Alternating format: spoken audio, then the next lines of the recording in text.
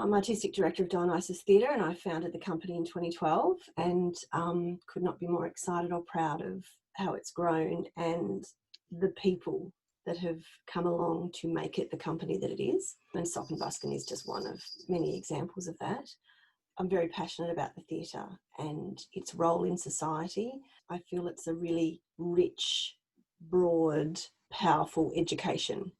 I'm predominantly a director, occasionally on the stage, fairly rare. I'm also a passionate teacher of drama and English, and a proud owner of 3 cats.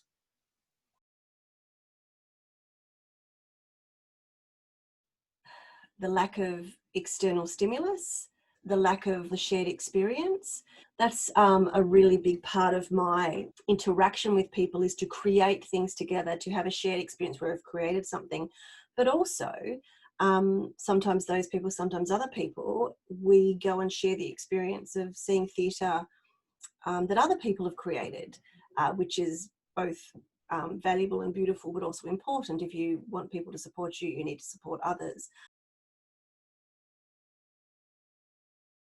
I'm incredibly creative and flexible within that creativity, while simultaneously as a person I don't cope with change. I would think initially I'd be like, well, we can't do theatre, we can't all be in the same room together. And initially, well, for the first lockdown and for a chunk of time, that was sort of where I was at. I was like, well, we can't do anything. Oh, what a shame. Like, that's really frustrating, but let's focus on other things.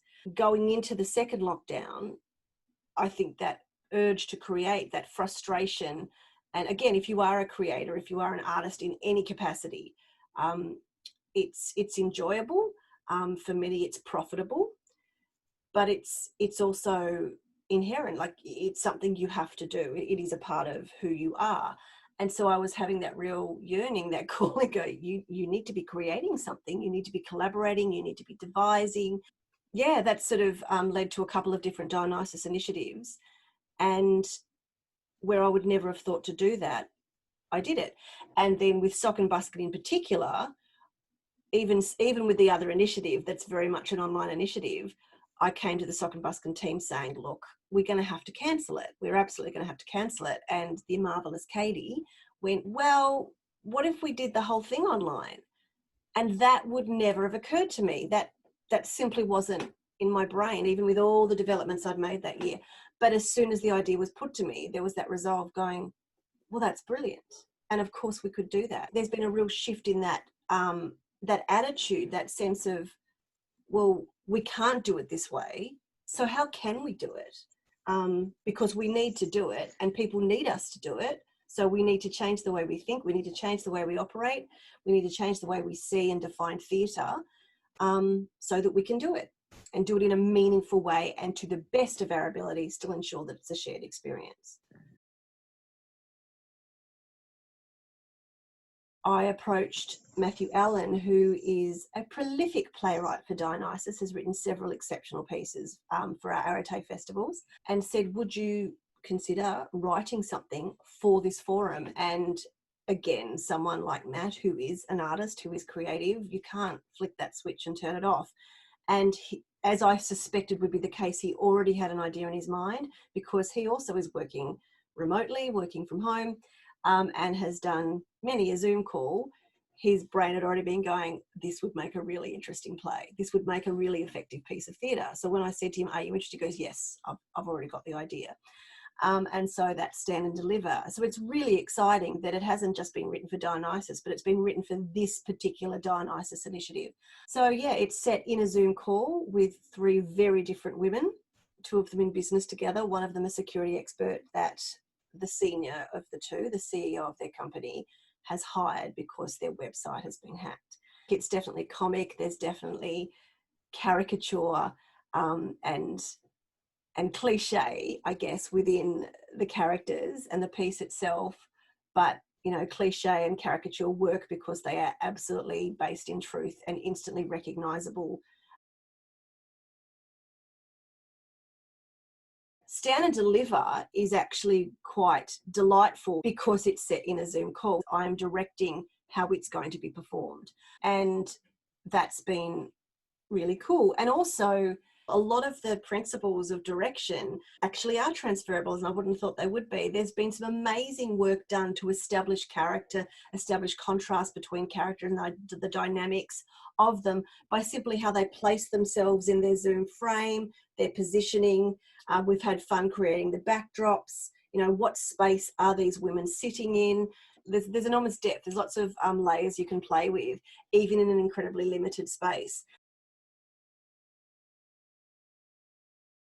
Not to diminish the many amazing people who were at the front lines and who were essential workers, but that word essential started being bandied around quite frequently, and artists were never included in that pool. And you know, we saw a series of adverts talking about how artists can retrain and be more useful and find greater purpose within society. And it was concerning, upsetting, and frankly offensive that people lacked the foresight to see a world where art didn't exist. And not just art didn't exist, and not just artists, people for whom that is their predominant focus, their predominant skill set, it's a professional role that they fill, but also people who may not be artists by trade or experience, but have artistic tendencies or have an artistic way of thinking, and just how valuable those skills are. If you are an artist, your skills are phenomenal and transferable to just about anything. We need people that are creative and flexible and able to improvise and envision different ways of doing things. It was a real concern to see that people didn't value that, didn't recognize that, and didn't see a place for it in a post-COVID future. That's probably a really grand generalization, but there was a lot of accepting that, well, artists aren't essential. And yes, there's a fairly significant degree. There's quite a wide spectrum, but it wasn't that, we have our emergency workers here. I'm not saying artists are here, but they're not down here. People's mental health is as important as their physical health. And you remove art from society, and that's going to take a pretty significant hit.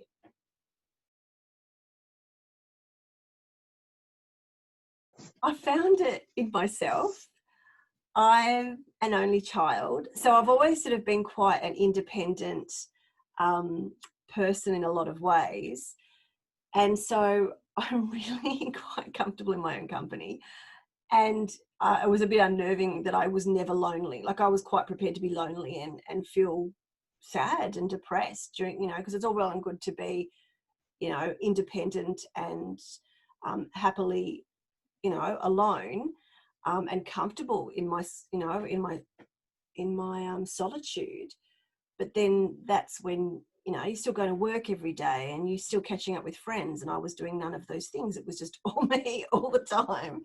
And I was fine to the point where I thought maybe this isn't healthy. Maybe you need to make an effort to make a phone call and do some things. But like I laugh at my own jokes. I have arguments with the cats. If I read something funny, I laugh out loud and enjoy that moment.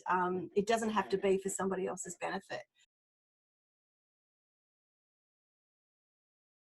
because you need to support artists. And not just support them anyway, because a society that doesn't have art is a society you do not want to live in. And also because artists are the ones that will be adapting, that will be reworking and being flexible and finding other ways around things, and not just in the way that they make their art, but in a variety of other ways in society. And you're going to need that. So you need artists in your life, you need artists in society, but it's not a free ride, guys. You've got to support them. You've got to invest. And like any investment, though, you give something, but you will get something back. There's a reward in that. And with Sock and Buskin, I can guarantee you that you will be entertained. Walk away with some strong insight and understanding about the world in which we live and the direction it may be heading. And you will laugh. You will recognize people on the screen, and you can do it all from the comfort of your own home. And again, as someone who loves the theatre and loves going to the theatre, but sometimes it's like, I don't have the energy, I'm tired, I want to go, but I'm tired. Well, these plays are short. At best, they're 10, 15 minutes long at the most, each play. And you don't have to leave your house. You don't have to put clothes on. You could be there in your pajamas. You could be there in the nude. We would never know. What a great way to experience theatre. What a